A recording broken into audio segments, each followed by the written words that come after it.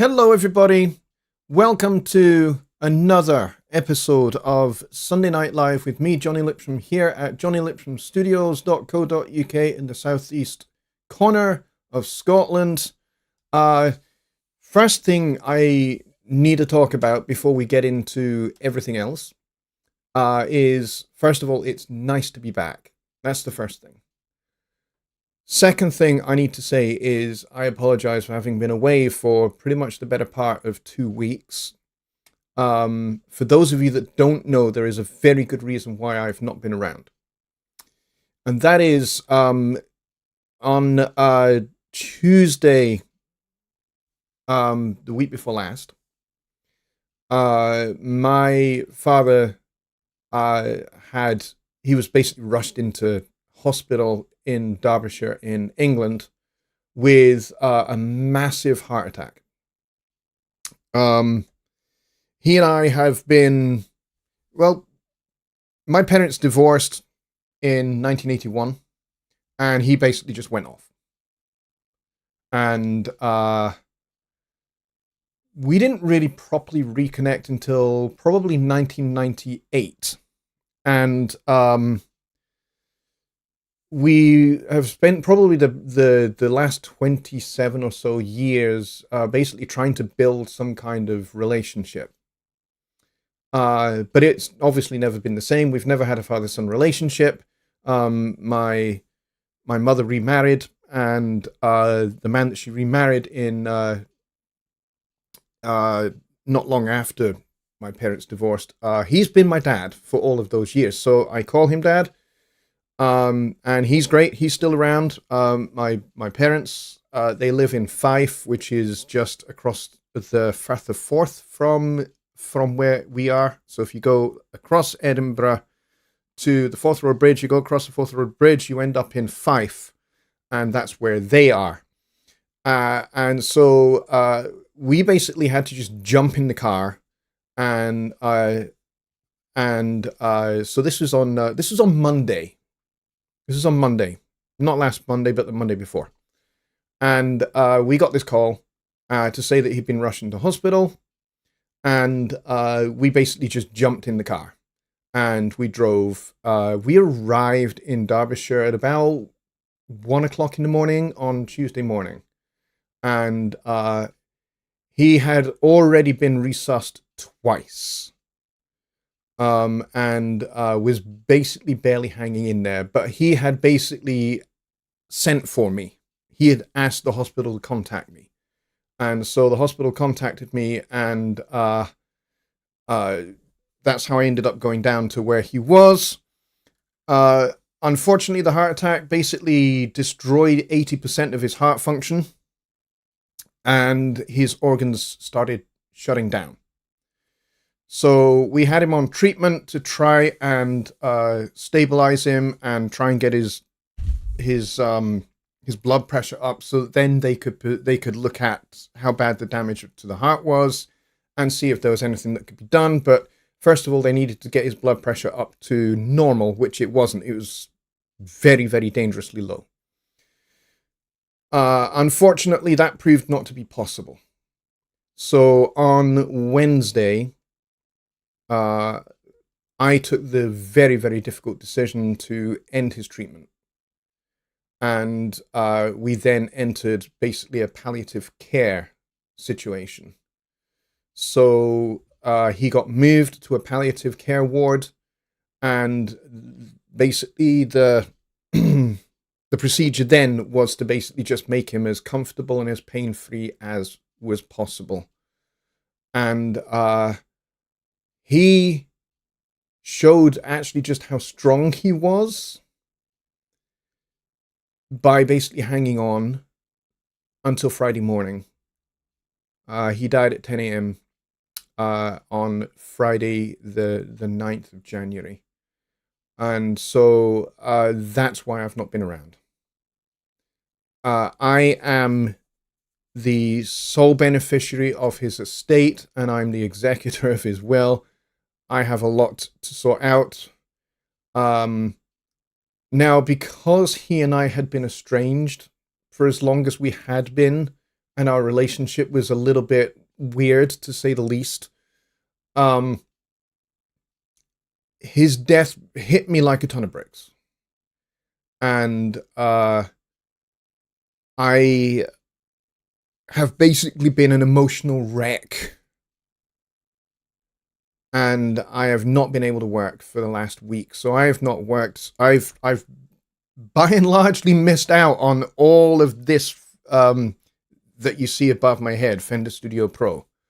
I missed out on most of the drama, most of the action, mostly because I've just been a complete wreck. I've tried to answer some questions and things in Facebook, but I have found it extremely difficult. I haven't slept properly in 2 weeks. And so I am extremely exhausted and fatigued. I am broken in ways I never thought was possible. It's been a horrible, horrible, extremely painful time. And I wasn't even sure until maybe about 3 hours before I put the show, advertised the show and basically posted it up, that I was actually going to do this show tonight. But I felt the need to talk to you guys and explain what's going on and explain where I have been and why I've not been around. I did put up some posts in the community section of the channel that basically said I'm on bereavement leave, but I didn't really give any details because I really couldn't give any details without just bursting into tears. And I don't know, I'll be really honest with you guys, I don't know whether I'm going to be able to make it through this show. But I'm going to try very hard to get through this show without breaking down. If I do break down, I apologize in advance. That's not my intent. My intent is to provide you with the best help and support that I can possibly give you and educate you on what we have, what we've released just these last few days. And so I did put out a video basically showing my 6 favorite features, and that video has gone absolutely ballistic. Now, I shot that video way before my dad went into hospital. I shot that about 3 weeks ago. It might have even been longer than that. I can't remember. I think it was either 3 weeks or 4 weeks ago that I shot that video. And I basically uploaded it onto the channel, had it set to scheduled release so that it would go out on the day of launch to sync with the day, the time of launch as well. So I'd set that all up in advance. So that video kind of went out automatically. But it's gone absolutely ballistic. I have had so many views. I've had so many comments. I mean, there's a mixture of stuff, commentary that's on there, and that's fine. You know, I welcome positive and negative. Absolutely. Providing it's all done respectfully, I totally welcome it. So that video has gone absolutely crazy. One of the other things you'll notice about the channel, which is kind of other news, is that we've passed 6,000 subscribers. And we're actually hurtling towards 6,100.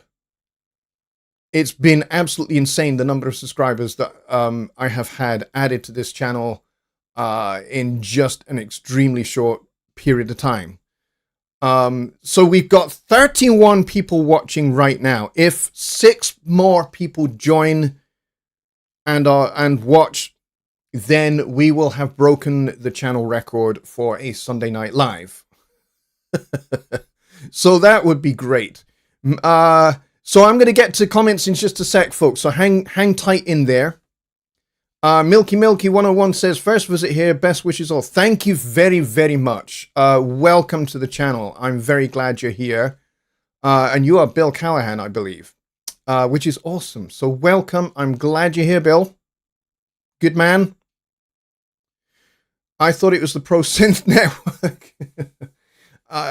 I am a keyboard player, as you can see. You know, I do. This is ancient. This is the Yamaha QS300, circa 1993, 1994. This is actually the very first unit to come into the UK from Yamaha. They sent this one to me because back in the day, I was a bit of a Yamaha endorsee type person, and so that's where I got this one from. Underneath that, we got the Nord Stage 88, the original one from 2006, and it's great. Love this thing. This thing is pretty good, but the little disk drive at the bottom here doesn't work anymore. And the onboard sounds sound very, very early 90s, as you'd expect, so I don't use those anymore, except if, you know, somebody asks for something really early 90s, then just referencing the great songwriters suffered family loss and written a song. Oh, okay, I understand. All right, great, thank you. All right, so I'm going to try and get through this show without breaking down. So, like I said, please forgive me if that happens, and I may have to end the show if that does happen. But I'm going to try and hold it together as best I possibly can. So that's why I've not been here. So bereavement. And then the channel passing 6,000 subscribers, which is amazing, and hurtling towards 6,100, which is also amazing, unbelievable. So let's get to kind of the meat and veg of why we're here. But before we do that, we are going to see who's here. And we've got 34 people watching, so we are very, very close to going past, I think it's 35 or 36. We're only 2 away, so 2 more people need to come on and view, and then we've broken the concurrent viewer record, which would be great. So Billy Morgan was, of course, first in the door, like he usually is.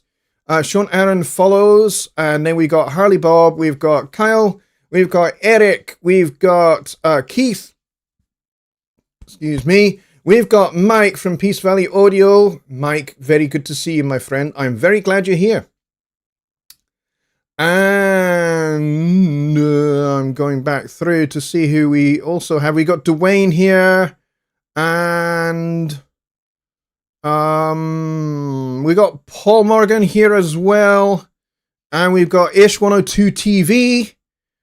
And Carl is reminding me that it is Martin Luther King Day tomorrow. Yes, so for those of you in the United States, you'll have to hold your support tickets for an extra day because the US office will be closed for Martin Luther King Day, I believe. That tends to be what happens, I think, on Martin Luther King Day. So I'm pretty sure that that's the case. So yeah, hold your horses on support tickets. The Ireland office will be open, and they will be trying their very, very best to handle as many support tickets as they possibly can. Let's see who else is here. Don Oliver is here, and Mr. Tyke is here, and Heavy Kev is here. He says, write a song about it, best healing. Yeah, that's probably something that is going to happen. Let's see. He says, Mr. Tyke says, came out on my birthday with the perfect present, video display in the show page. Yes, that is a brilliant, brilliant, brilliant new feature added to the show page. Carl says 39 now. Okay, there we go. So I think it looks like we have broken the record, which is amazing.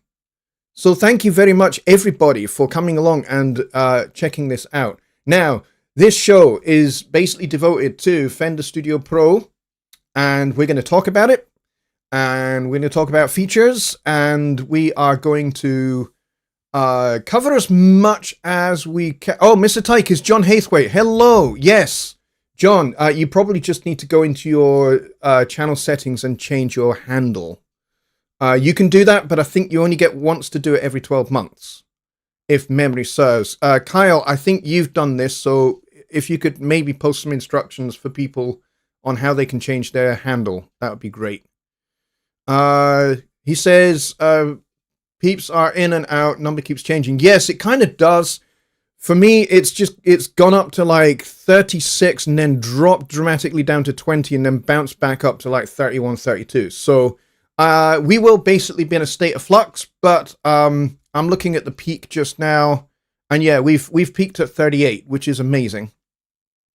39 rather. CHDB Music is here. He says, greetings from Portugal. Shorty Beard is here. My goodness, Shorty, good to see you, my friend. I'm glad you're here. Okay, Kyle has not changed his handle. Okay. There is a way to change your handle so that it actually shows your correct name rather than something else before. Juan is here as well, which is great. It says version 8 name Nightmare.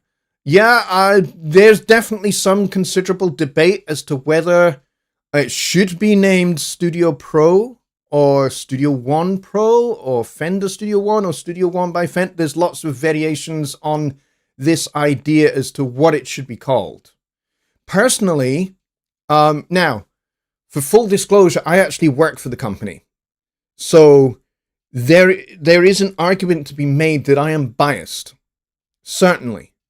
And if you want to make that argument, I'm not going to disagree with you on that. However, I am one of these people who can be really, really actually very objective.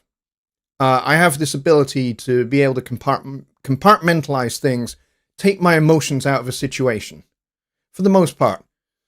Watching my father slowly die over the course of 3 days, that one just blew my brain into tiny, tiny, tiny little pieces for about a week and a bit. So that's kind of different.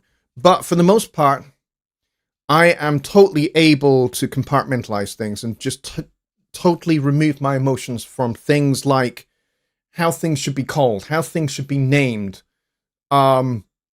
I don't get emotionally attached to things. I know people do.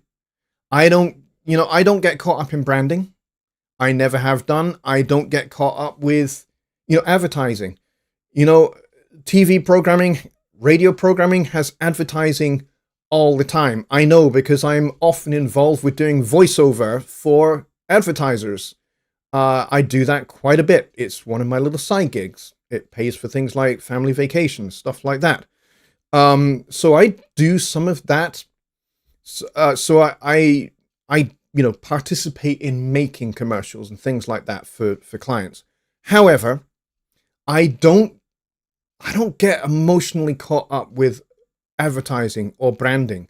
If I see a product that is advertised, the first thing I'm going to do is look at it objectively. Does it actually do what the advertising is saying it's going to do? I tend to then kind of go, okay, this particular product has maybe piqued my interest a little bit. I will explore it. I will do some research. I'll do some investigation and find out if what the advertiser is saying about it really is the case. It looks like we've just passed 40, which is also a record because we broke the record 10 minutes ago. So this is pretty unique. This is pretty amazing. I'm sure as the show goes forward, we are going to break the record repeatedly. So I'm not really invested heavily in names of products or brands. Case in point, I've been a professional drummer since I was a teenager. And as such, I have cymbals, I have drum heads, I have a drum set, and I have drumsticks. People are very loyal to certain brands for certain things. Some drummers like their Sabian cymbals, some like their UFIP cymbals, some like their Meinl cymbals, some like their Zildjian cymbals. I go by what cymbal sounds best to me. So my cymbal set is a mixture of cymbals by different manufacturers. Because I like I might like a particular minor cymbal because it has a particular sound that I really like. And then so that might be my ride cymbal. And it's not. My ride cymbal is a Zildjian K Constantinople. But I have other crash cymbals and hi-hats by different brands. So they're a mixed bunch, my cymbals. My drum heads. My kick drum is a Remo Ambassador. My snare drum is an Evans Gennaro G3, I think it is. And then my toms are Remo Ambassadors, apart from my second floor tom, which is a Weather King. Still made by Remo. So I've got mixed brands for my heads. And then I have used Zildjian sticks. I've used Vic Firth sticks. I probably used Vic Firth sticks the longest. But I've also used a whole bunch of other manufacturers. So I'm not invested in brands at all. I just use what works. So let's get on to DAWs, because not everybody here is a drummer. But that's just an example. Yeah, I could make the same example for saxophones, because I have saxophones. I have boxes of mouthpieces, boxes of reeds, because I've tried them all. And I've yet to find a particular reed that I really, really, really, really like and I'm going to stick to. That hasn't happened for me yet. I'm sure I will at some point. But anyway, so to DAWs. The first thing I ever used was Steinberg Pro 24. You can't really call that a DAW because it's not audio, but it was a MIDI music production software. And then I thought that was brilliant. I thought it was really, really great. And I used it in combination with tape machines as well. So I did a lot of recording to tape and a lot of recording in the software, and I mixed the two. I brought the two together and blended them. So I had digital stuff and I had analog recording to mixing consoles and tape machines. And so I brought those things together in a kind of hybrid recording fashion. And then I moved to Sound Tools, as it was called back then, for those of you that know their branding, made by DigiDesign. I quite liked that as well, but not as much as Pro 24. And then Cubase version 1 came out. And that was probably the first proper digital audio workstation that I used other than Sound Tools. Sound Tools then became Pro Tools and then got sold off to Avid. Avid have continued developing it, and that really seems to have worked out incredibly well for Avid. So well done to them. And then, so I went to eMagic, who made a software called Logic. And I used that on Windows until I think it was 2003 when Logic, eMagic, the whole eMagic company and the products that they made got sold to Apple. Apple didn't really change the name, but they basically cut off probably the larger part of the user base for Logic, which is Windows people. They just cut them off and it became Mac only. And of course, from there you get GarageBand and all of that stuff. So I went back to Cubase. So I went back to Steinberg and went back to Cubase. Cubase was great. I used Cubase for 25, 26, 20, maybe 27 years. And it worked out actually quite well until the end. The last maybe 3-4 years of using Cubase, it was awful. It was terrible. It was it became the most incredibly unstable thing I had ever used in my life. I went back to Pro Tools for a brief period. And then, thanks to Jonny Geib and Joe Gilder, I discovered this piece of software made by a company called PreSonus that I had never heard of, called Studio One. And I got the demo for Studio One 2.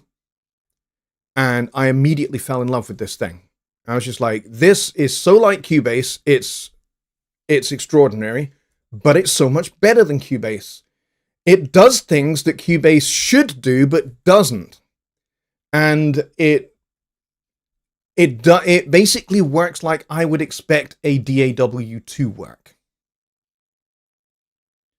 And it was, to me, it was ideal. It was the ideal DAW. It was basically an extension of how my brain thinks about music production. So that was me 100% invested in Studio One. And we've just gone past 50 viewers. Welcome, everybody. You guys are all freaking awesome. And yes, I am giving a little bit of my backstory, but there is a point coming, so hang in there. There is a point coming. So this was me all invested in Studio One, starting with Studio One version 2. And then flash forward to 2019, when PreSonus basically asked me to come on board as a contractor to make some educational content for them. Some of it was written. I didn't make any videos like I do for this channel, but I did help them develop some educational materials, and I worked with the marketing team and helped them produce marketing materials for Studio One, which was, I'd never done any marketing before. So this was really my first foray into marketing. And I kind of liked it, but it was my first foot in the door into the, you know, kind of like the backstage area of PreSonus. I was so used to seeing all the front stage. I had a lot of friends backstage. The PreSonus software team are all my friends. I know them personally. They are a superb bunch of guys and girls. They are amazing. They are the nicest people you will ever meet. They're also the smartest people you will ever meet. So then in 2020, I came on board to the PreSonus team full time. And I started working in technical support, but also doing quality assurance work as well with the software team. And so that's kind of what I do. I split my time between doing tech support and also doing quality assurance for the PreSonus software team, where I am working on doing testing for Studio One, doing testing for Notion. I am the Notion specialist in the tech support team because basically I have a lot of qualifications in composition and in music notation, professional qualifications. I have many, many years of experience as a composer and arranger. And also I have a whole bunch of graduate and postgraduate qualifications in music theory and musicology and that kind of stuff. So it was basically the natural thing for me to become the notation expert, which is what I do. And so that's my background in the PreSonus world. And then, of course, we got bought by Fender, which was a merger. That's the first thing I want to say. And I think I said that at the outset of my Fender Studio Pro overview video. It was a merger that took place in 2021. So basically Fender and PreSonus did this. They merged to become one. Now, what tends to happen when mergers take place is the larger company in a merger has the larger brand equity.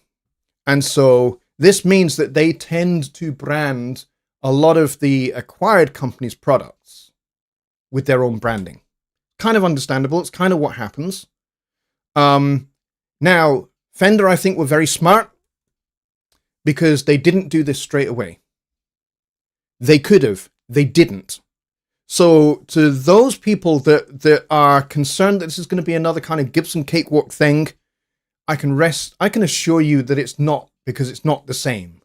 Gibson and Cakewalk did not merge. Gibson acquired Cakewalk, but Gibson and Cakewalk were both in financial dire straits at the time, Roland were not in a great place, so they were looking to offload Cakewalk. And so it was a situation where Gibson probably were outreaching themselves and didn't have the financial way really to be able to invest properly in Cakewalk, which is why development didn't really progress, and they ended up just letting go of it, and they sold it off to BandLab. BandLab have actually done a really great job with Cakewalk, and they've resurrected it, and actually it is, by and largely, doing quite well, actually. So, different scenario, completely. This was a merger. Fender are incredibly heavily invested in PreSonus. And so the rebranding to Fender Studio Pro is a part of that heavy investment. So let me tell you the things that are still the same. First of all, Fender Studio Pro is built on the Studio One codebase. Okay? It looks like Studio One because it is Studio One. It is literally Studio One. It just has a different name. So that's the first thing that's staying the same. The second thing that's staying the same is it is developed by the same team that I met all those years ago. They are the same people doing the exact same job. They are the experts. It's not a situation where Fender basically said to their guitar luthiers, drop all your guitar tools. You've all got to take this LinkedIn course to learn how to code in Java and C# and C++ to code a DAW because we need a Fender DAW. No, that's not how it works. And that's not how it worked in this situation either. So, the first thing that came out was last May, which was Fender Studio, which is a cross-platform little baby version of Studio One. Now, when I say baby, I don't mean it's for babies. I mean, it is stripped back and streamlined. Streamlined is the word. Thank you. That's the word I was looking for. Streamlined edition. So Fender Studio is the streamlined edition of Studio Pro. And it is cross-platform. So it will work on an iPad. It'll work on an Android phone. I think it might even work on an iPhone. I'm pretty sure. I don't have an iPhone, so I don't know. But it'll also work on a Mac, and it'll also work on a PC. Fender Studio has also had an update to version 1.2 to coincide with Fender Studio Pro. Now, what does this do? There's a new feature in Fender Studio that allows you to transmit your session instantaneously across a local network to your Mac or your PC. So if you've started a song using an AudioBox Go or the Fender Link IO on your iPhone, your iPad, your Android phone, your tablet, whatever it is you started it on. So maybe you started working on something on vacation and you started working on something remotely. Maybe you're doing some field recordings or something like that for creating some Foley. The cool thing now is you can instantly transmit that to Fender Studio Pro on your Mac or your PC, and it will instantly load in Studio Pro, complete with amp settings, EQ, compression, reverbs, delays, panning, faders, the whole shebang. Everything gets transmitted to Fender Studio Pro, and you can complete your production using all the stuff that is inside Studio Pro. So this, to me, is way better than anything else that is out there for, I know Logic have a little version for the iPad. As far as I'm aware, it doesn't do this. As far as I'm aware, the little iPad app of Logic doesn't send directly, instantly over the network to Logic Pro. If it does, somebody can correct me, but as far as I'm aware, it doesn't do that. We've just passed 60, I believe. So that's amazing. Congratulations, everybody. Welcome. I hope all of this is helping you. I'm going to get to questions in just a minute, okay? I promise you, I will get to questions. So basically what I'm trying to say here is that this is essentially exactly what you would expect to happen. So since Fender and PreSonus merged in 2021, under Fender leadership, we've had version 6 and version 7. They were released with some amazing things like Dolby Atmos and some other headline features, which are pretty amazing. So if Fender were not heavily invested in PreSonus, which they are, because I've just explained how they are, surely they would have done away with Studio One and they would have rebranded it to Fender with version 6 in 2022. They didn't do that. They didn't do that. So why did they do this?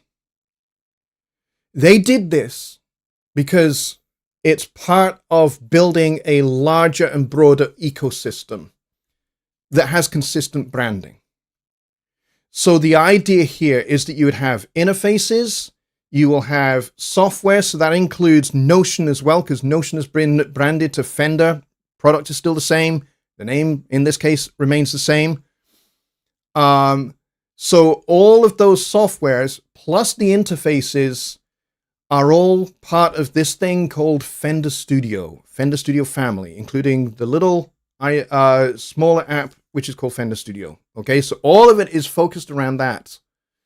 And that forms an ecosystem all of its own.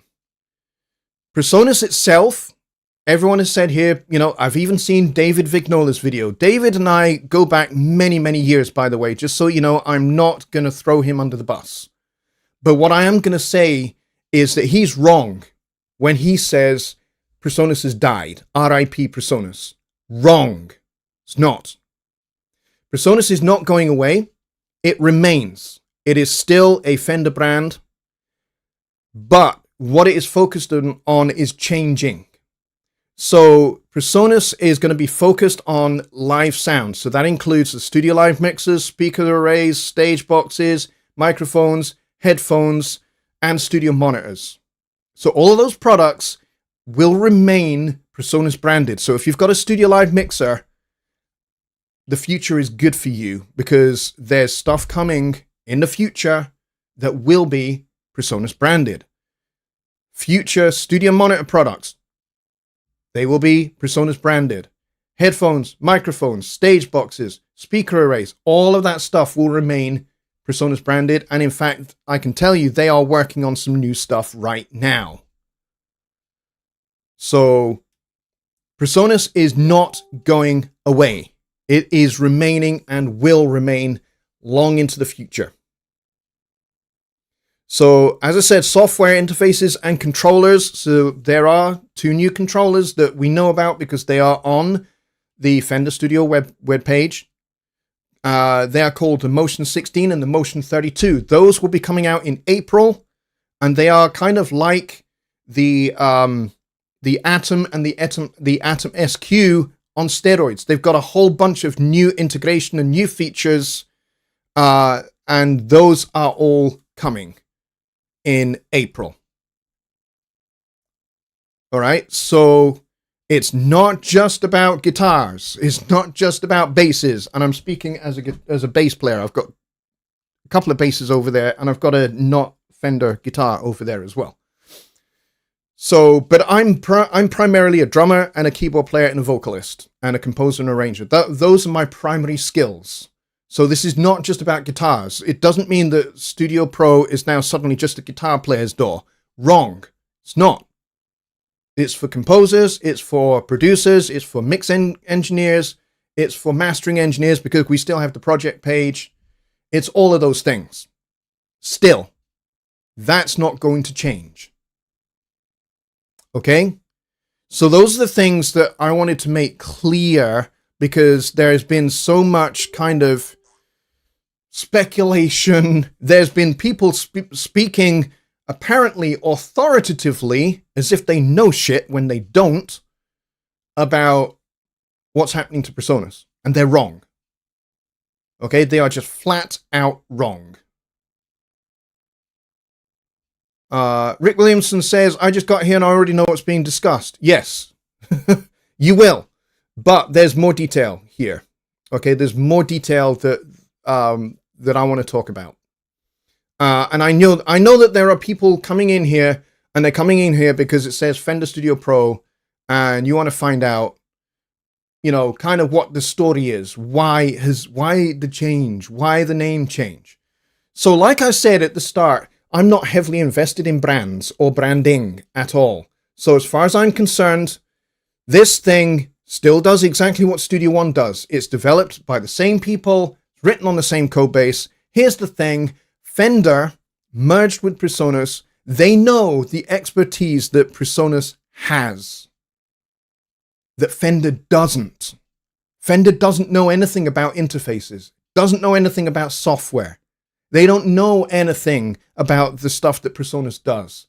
It's not their wheelhouse. It's not their expertise, so they're not going to do that.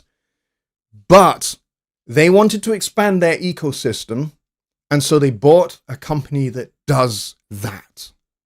That's the bottom line of this whole Fender Studio Pro story, is that they acquired a company through a merger that does the things that they can't do. Because they are, as you rightly point out, folks, they are a guitar company. They are a bass company. I've been a Fender bass player for 40 years. So I love Fender basses. I have a bunch of Fender basses. I'm not gonna knock Fender from that perspective. But here's the thing. They wanted a company that does all the things that they would like to do, but they don't have the expertise. And that's where PreSonus came in. So, yes, the name's changed. Yes, it says Fender. But it's really Studio One, built by PreSonus Software in Hamburg, Germany. It just has a Fender branding on it. But it does everything that Studio One 7 did, plus a whole bunch more features.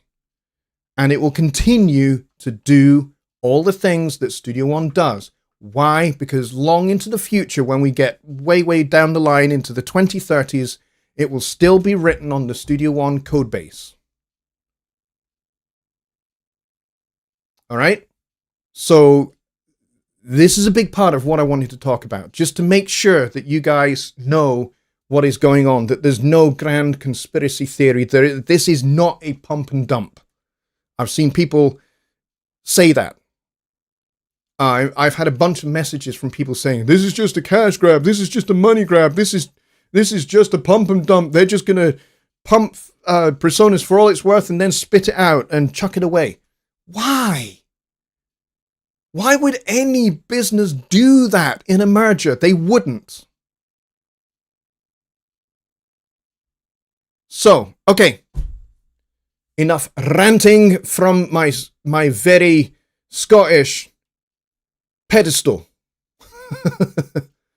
Let's get to some questions, because there definitely are some. And I'm going to try and pick out as many as I can. If I miss questions, then my moderators will help me out, and they will copy paste questions for me, and hopefully they will tag my name in them so that I see them as well. And of course, Kyle, by the way, Kyle Trajuziak. For those of you that don't know who he is our resident comedian. He's also a very good mix engineer in his own right. But yeah, check out the comedy that we see here. Let's see. The Walrus 9 says, if it walks like a duck, if it quacks like a duck, then it is a duck. If it walks like a duck, if it quacks like a duck, then it's a duck. Correct. And you know what? I think that's an eloquent way to put it. But also, I think we could safely say that Shakespeare said it best when he said, a rose by any other name would still smell as sweet. He's right. Juan says, I have an iPhone and it works. Yes, Fender Studio works on an iPhone. I have an Android phone right here. I've also got an iPad, which is under the desk there. And I have it installed on both of those devices. And I have extensively tested sending sessions from Fender Studio to Fender Studio Pro. It's perfect. It is literally perfect. It's flawless. It's amazingly flawless. Let's see. Shorty Beard says, I use it to capture live gigs, and with the new integration, I'm stoked. Will save me several steps in transferring stems. Yes, you're not kidding, because it doesn't just transfer the stems, it transfers everything. So if you're doing the live mix using EQ and compression, it will bring those plugins directly in to the session in Fender Studio Pro 8. It's very, very good. Where do I get this update to Fender Studio? So if I assume that you're talking about the Fender Studio app. So you need to go to the App Store. So if you are on an iPhone or an iPad, you go to the Apple App Store, and you need to tap the little library so that it brings up all of your installed apps. And then you tap on Fender Studio. And when it comes up on the product page, you should see an update button. Tap that button, it will update it. Then you'll get version 1.2. And then you'll get not only the transmit function, but you'll also get the drum metronome, because that's also new. You'll also get a bunch more guitar amps and bass amps that weren't there previously. Additional to that, if you are a subscriber to Studio Pro Plus, you get basically every amp, every cab, every preset that there is, plus you get all the Jam Now tracks if you want to do jamming and playing along. And by the way, I've tried the Jam Now things in both Fender Studio and Studio Pro. They are exceedingly good. They are great. They're great for making backing tracks to improvise over. And I'm a jazz guy, so I like improvising. So they're great. So yes, just tap on the app itself, and you should be able to update it. Good question.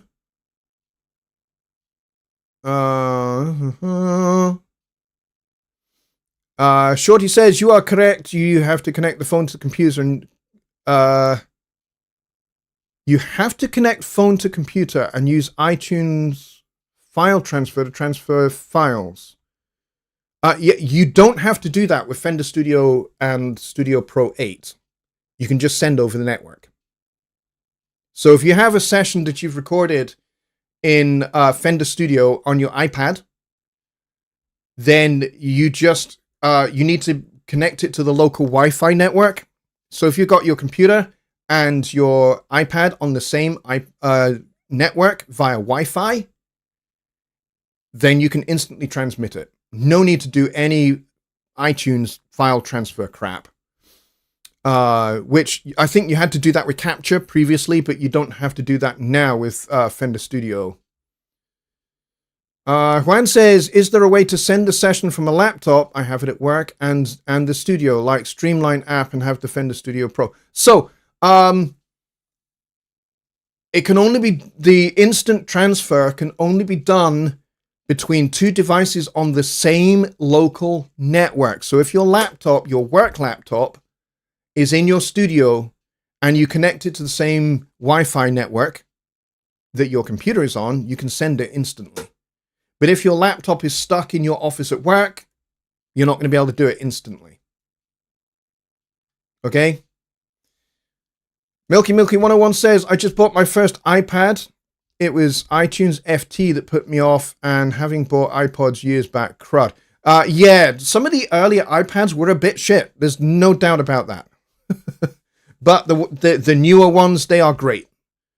It is amazing. What happened to PreSonus? Where will the name show up? Okay, as I said earlier, PreSonus is not going away. PreSonus is not dead. Contrary to what people out on YouTube land, like David Vignola, I'm going to name check him again, have falsely claimed. They have falsely claimed that PreSonus is dead. Now, whether Dave is being sarcastic, I don't know. It was not very clear, but his title and his little thumbnail basically said PreSonus is officially dead, which of course is misinformation. So I'm going to correct that. Whether he meant it sarcastically or not, he did it clearly for clicks and views, which I find to be pretty disgraceful, to be honest, and pretty cheap when you consider the fact that Dave actually has a very large following and a very large YouTube channel. And like I said, Dave and I have been friends for years. And I've already told him this to his face. So I'm not saying anything that I haven't already said to him. But yes, there's a lot of misinformation about PreSonus being dead. It's not. PreSonus is going to be focused upon live sound products. So continuing the Studio Live mixers, continuing the speaker arrays, stage boxes, network things like the switch. I forget what that thing's called. The network switch device, and ear mix and headphones, microphones, studio monitors. So if you've got the Eris Pro 6s like I have, expect more of that kind of stuff in the future. I'm not saying what products will come because I can't. And actually, by and largely, I don't know because I don't really have a lot to do with the hardware side of things. You know, sometimes I'm actually very pleasantly surprised by bits of hardware that come out. I have no access to the hardware roadmap, so I have no idea what's coming for the most part with hardware. But I think you can pretty much expect that there is new stuff coming for the PreSonus brand. So PreSonus is not going away. However, interfaces are being rebranded. And I would imagine anything that connects to the Fender ecosystem is going to be rebranded as well. So if, for example, this is for example, I don't know, but if, for example, they decide to bring new fader ports out or another product out that's similar but better to the fader port, another kind of, you know, controller like that, I would expect it to be Fender branded because it would be part of the Fender Studio ecosystem. But that said, that's just branding. The product itself will still be designed and built and quality assurance tested by the PreSonus hardware team because they are the guys that have, like I said, they have the expertise with hardware products. And Fender doesn't. So that's why they bought PreSonus. Shan says, guitarists have a short attention span. How will you keep them connected to Studio Pro? They always move on quickly. Well, I mean, maybe this is the difference between guitarists and bass players. Bass players tend to have a much longer memory, perhaps, than guitar players. I think centrally, the idea is to keep it front and central. So, you know, there will be continuing updates for Fender Studio Pro 8 going forward, right? So you can expect there to be more features added. Mostly based upon feature requests from you folks, the user base. So you can still make feature requests, by the way, and they will get added to Studio Pro 8 and whatever comes next. Maybe Studio Pro 9. Who knows? I don't know. But you can certainly expect that any feature requests you make will be added. And of course, advertising, keeping the whole thing in front of everybody's faces. And also my channel, right? My channel has been largely a PreSonus channel since I started it.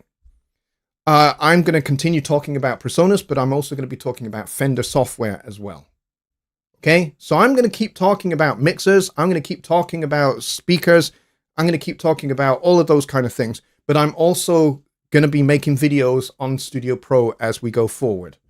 Okay, there aren't going to be any more Studio One versions. So there's no point in me making any content for Studio One when Studio One is kind of not really in that respect, because there won't be any new updates. There won't be any new versions of Studio One. My videos on software are going to be all about Studio Pro for now, going forward.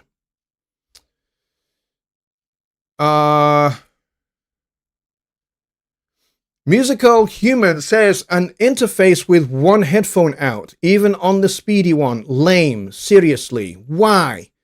Well, if you've got a small little interface like the Link IO that's this big by this big, because it's designed to sit in your pocket, it's designed to be portable, really, really, really easily portable, so that you can just at any time, let's say you want to record a jam session, or you're in your hotel room and you're on tour as a guitar player or bass player or whatever you are, you can connect your instrument directly with the Link IO to your iPhone with Fender Studio, and you can record your inspirational moments in your hotel room.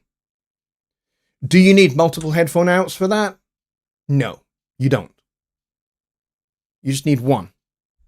And that's why it's designed with one, because it's a small little device.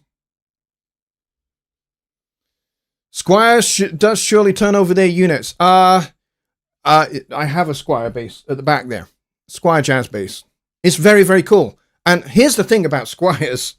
Not that this is a guitar channel, but seeing as you mentioned it, I wanted to talk a little bit about Squires. So, I have a Squire jazz bass there. I went to the bass center in London, down in England. But I don't think the bass center exists anymore, sadly. But in the day when it did, I knew all the guys in there personally on a first name basis. They knew who I was. And so I went into the bass center and I spent the whole day in there just trying out different basses because I was in the market for another bass, but I was in the market for a cheap-ish bass because I wanted something that was going to be a workhorse that I could sling over my shoulder, go on the underground and get to a gig, get to a rehearsal, get to a recording date very quickly and very easily. And I didn't mind if it got dinked, unlike my vintage jazz bass, which is very old, and I don't want that dinked at all. So that's what I wanted, and so I spent a lot of time trying out loads of basses. I tried out Fender jazz basses, and then I happened upon my nice sparkly little Squire bass, which, to be really honest, sounded easily as good as the way more expensive Fender ones. So I was glad to purchase, and it only cost me £400, about $600. Great. And I've had it since, oh gosh, when did I get that? 2013, I think it was. So pretty much the same time as I started Studio One, I also got that Squire bass. And it's great. It's a workhorse. And yes, I can just sling it over my shoulder. I can take it to rehearsals. I can take it to gigs. If I'm going to a jam session, that's the bass I take with me. I tend to, when I'm going on a recording date, take that one as well as my vintage jazz bass as well. I take both of them. But I'm much more careful about my vintage bass because it is old. It is 1960s. It is very expensive. Don't it get damaged? So, but yeah, Squires are sometimes as good as the Fender version of the instrument. So if you've got a Squire Telecaster and you compare it with a Fender Telecaster, sometimes they are as good as each other.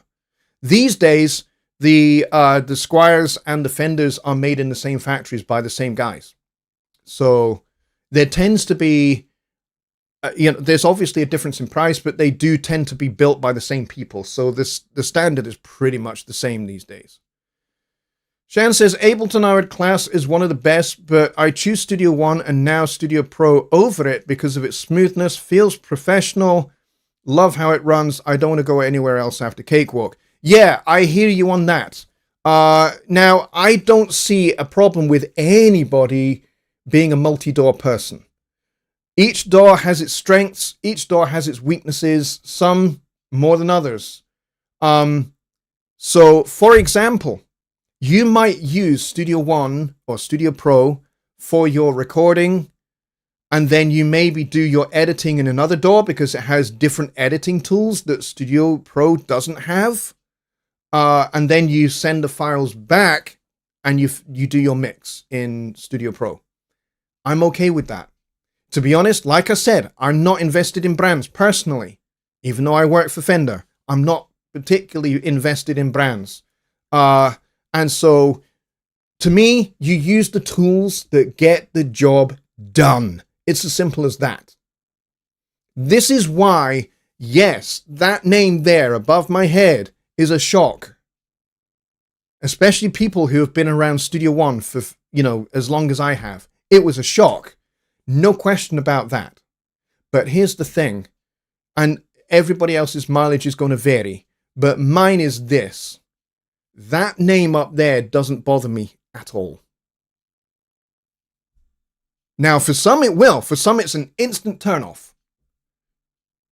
And That's me away to Pro Tools. That's me away to whatever. And it's just like, okay, you're away to Pro Tools, which was originally made by DigiDesign, which was then originally called Sound Tools. That then it got rebranded to Pro Tools. And then it got bought by Avid, and then Avid itself got bought by a private investor. I think it's some kind of equity firm who they have no interest in music or music production. They're just interested in the Wonga. So okay, go to Pro Tools if you want. Don't have a big deal with that. You know? Use whatever helps you make music. That's the bottom line. If Fender Studio Pro helps you make music, just like Studio One did, because like I said, it's the same code base, it's the same development team, it's the same program fundamentally with just a new name. You know, an analogy. If you imagine that Studio One is now 16 years old, so in Scotland, here's an analogy for you. In Scotland, when you're 16, you are of legal age to get married. Okay? So let's imagine a scenario where Studio One is a woman, is a young 16-year-old woman.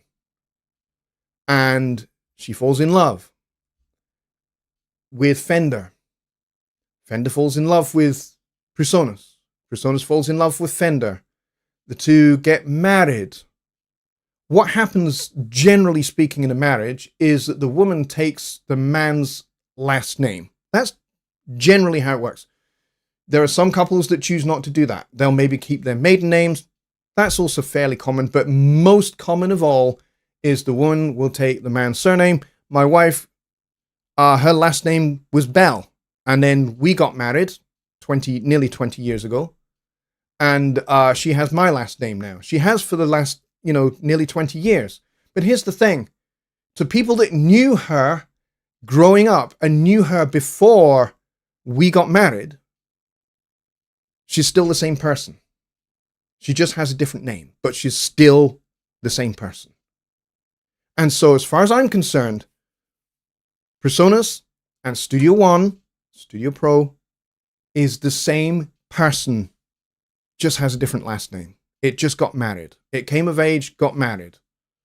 And now, with every marriage, there are people on the outside looking in going, well, there's a match made in hell. And other people going, there's a match made in heaven. This will work wonderfully. This is not going to work out. This is one of those things where none of us know the future.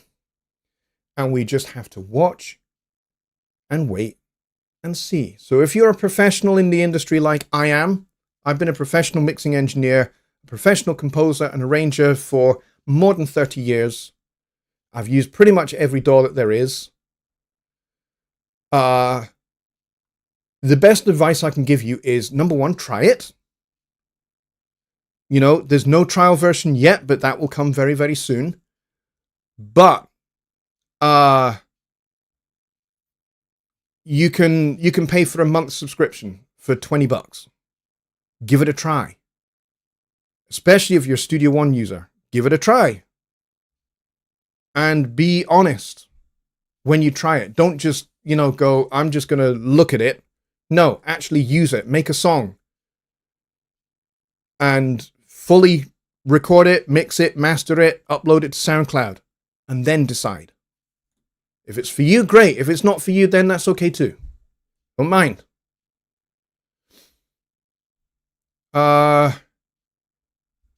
Let's see what's going on over here. I see some messages being deleted.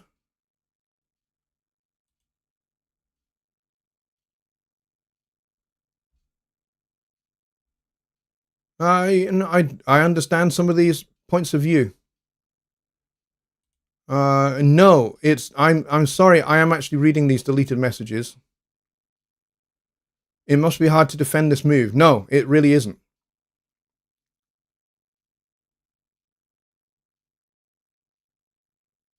Mixmaster says, in all caps, another unannounced change, in my humble opinion. Well, you might call it botched. I don't agree with that. I don't agree with that at all. First, they broke my Studio One for a week with the botched unannounced accounts merge. Okay, the accounts merge that took place in October, yeah, it was unannounced. It was unannounced. And yeah, I don't necessarily think that that was a great thing to do. I think it should have been announced to start with, I think. But, you know, that's my personal opinion, and that's in the past. We can't change it. However, everybody's accounts should be fine now because we've been through the merge. It's all done. You know, everybody's accounts should be absolutely fine now. There will be the occasional straggler who has not touched their PreSonus account for 10 years. They may have to go through that migration as well.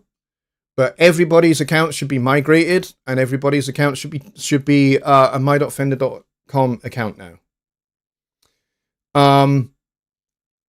However, that whole merging of accounts thing, it was not unnecessary. It was perfectly necessary, because when two companies merge, the last thing you want is two separate databases for all your customers. You want to have one unified database. So, you know, that's essentially what happens when any two companies come together. The first thing you want to do is you want to unite the databases so that the whole, you know, there is just one customer database, not two. Because if you got two, especially if the two databases are actually on different systems, it becomes impossible to manage. So the best thing you can do, and it's painful, it's difficult, it's clunky, it's cumbersome, but once you're through it, you don't have to go through it again. And so yes, this was hard, this was difficult, but imagine if we had done this back in 2021. So we didn't.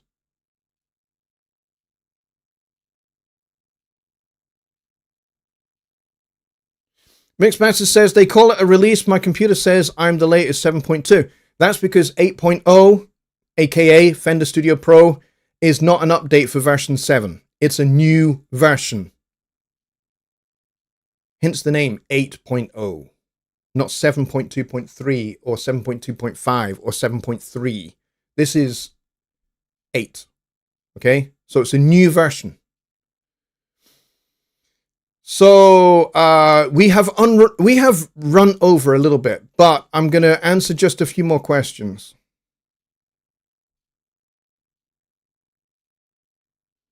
So Mike says, I installed Studio Pro 8. My startup is taking a light year to complete. It gets hung up on the plugin scanner and tells me it's waiting for the process to begin.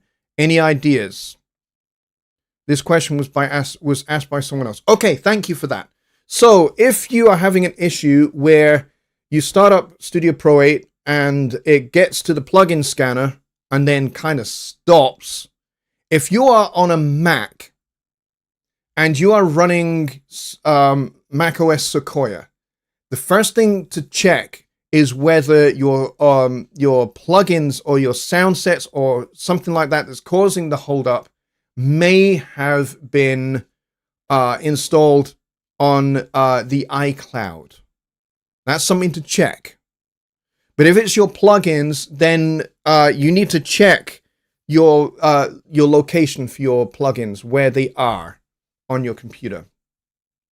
It's entirely possible you've got one plugin that's just basically not responding to the call. So if you've got loads and loads and loads and loads of plugins, like thousands of them,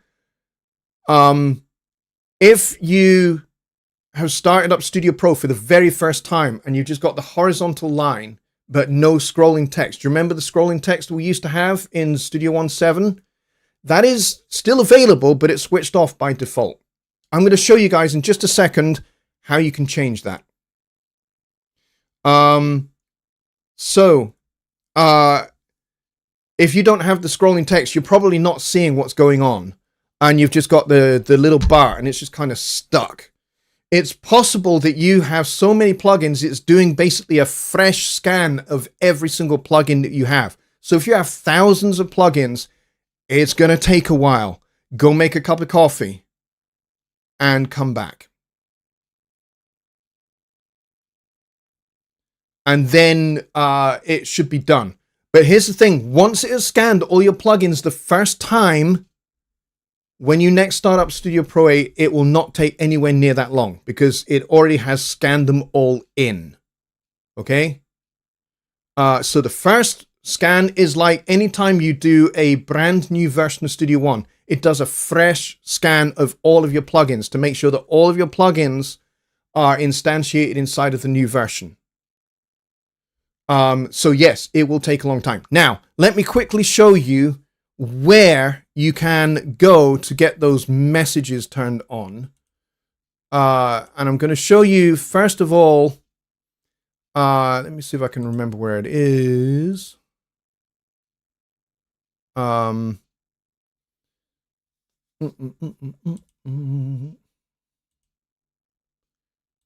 trying to remember where it is. Ah, here it is. Okay. So let me go screen over here and let me turn my webcam on. Why does that not come on? There we go. All right. So if you go into Studio Pro and preferences on a Mac or options on PC, go to General, and you'll see this thing here. When Studio Pro starts, I have it set to do nothing, but if you want, you can have it open last session, open a default session, or create a new session. Okay, I have it set to do nothing because I want it to open to the start page. You can check this box here to check for updates, just in case there is one. If there is one, it'll pop up a little bar and it'll say, there is a new update. There's also this box here that says, show detailed startup information. That's the scrolling information that we used to get when you started up Studio One, right? If you want to see those, you can check this box, hit OK and apply. Or apply and OK. And then the next time you start Studio One, it will show you those scrolling messages like they used to be. Okay? Okay, let's address some of these things that Mixmaster is a little bit upset about, and I totally get why he's upset. He says, so where is my Fender Studio Pro 8? Yes, I get the need for merge, but as an award-winning IT project manager, it was a mess. Okay, that's your opinion. He then says, I thought that would be a downgrade to a perpetual license. Is this something else they should have communicated and didn't? And if they did the account merger years ago, it wouldn't have been a problem for me recently. It would have been a problem for everybody else. The whole account merge would have been a problem for everybody whenever we did it. If we'd done it back in 2021 or we did it tomorrow, it would be a problem for everybody because everybody's account would have to be merged and migrated. So it's going to be a problem for everybody. Okay? So, as to where is your Fender Studio Pro 8, I have a question for you. If you are a subscriber to Studio Pro Plus, formerly known as Studio One Pro Plus, so the subscription, and your subscription is still active and valid, then you will see it in your my.fender.com account. Log in, click on My Gear, which is in the menu bar at the top, and you should see it.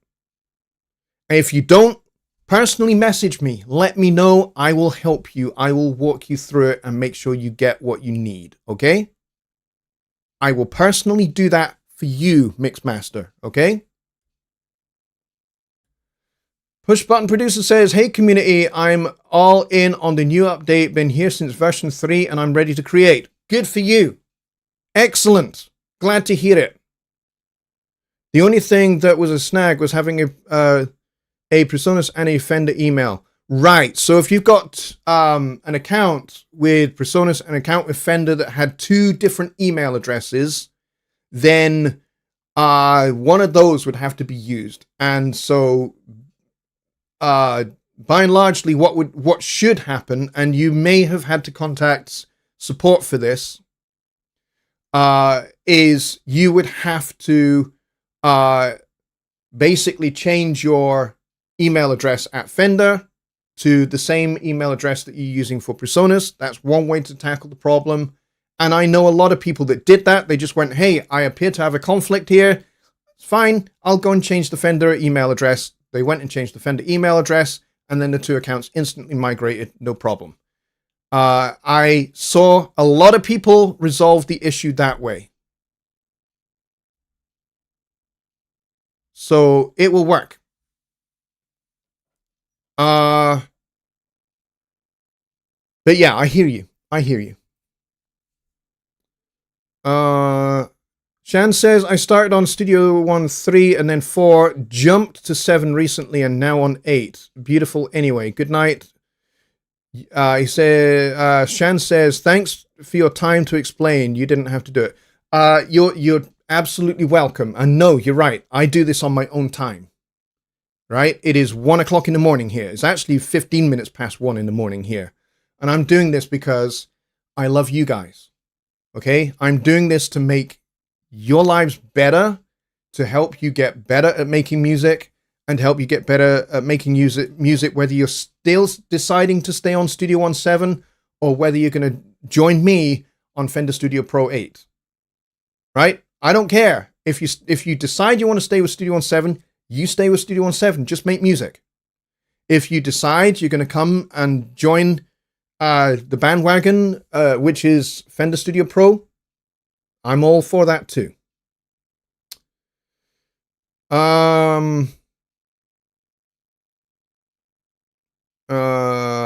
Mixmaster says, and that will update subscription. It's not a downgrade to a perpetual.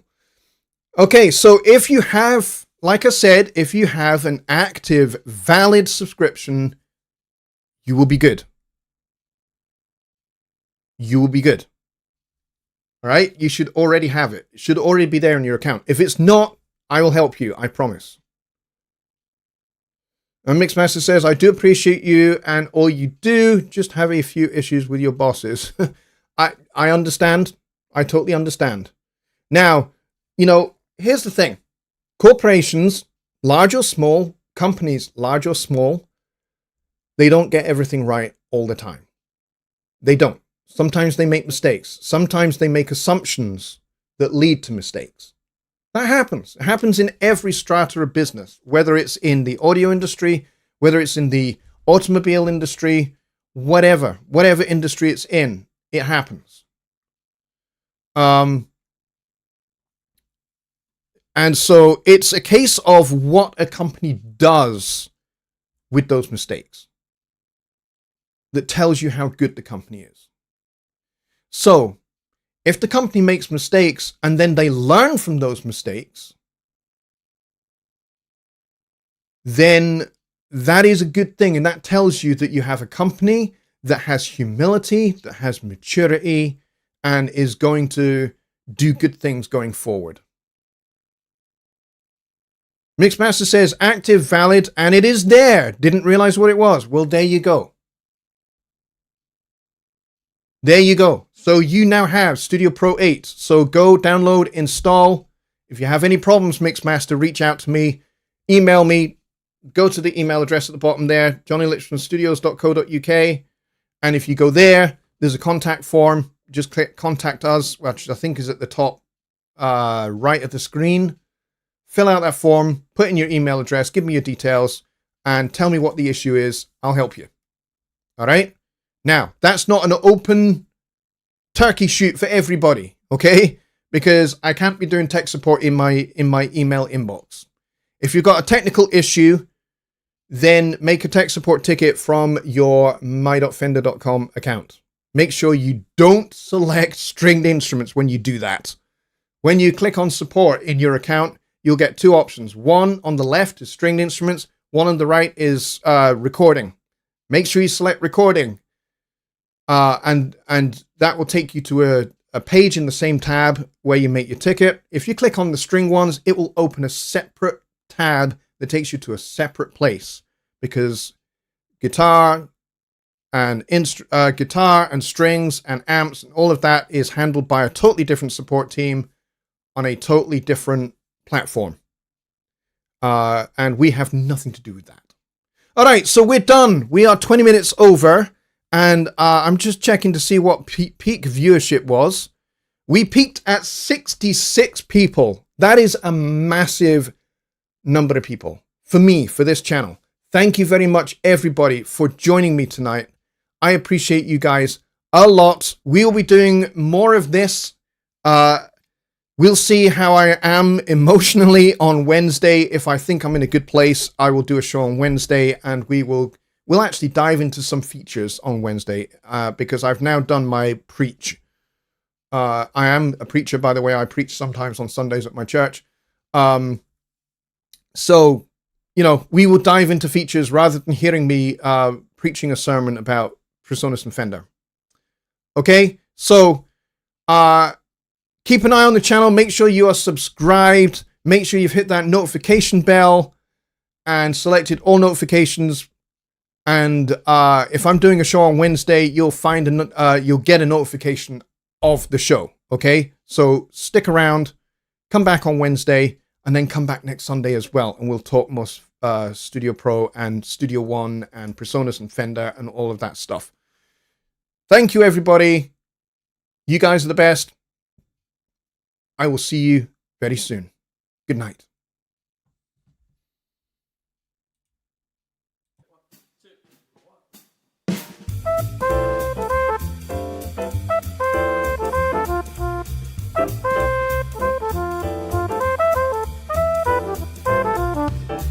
Thank you.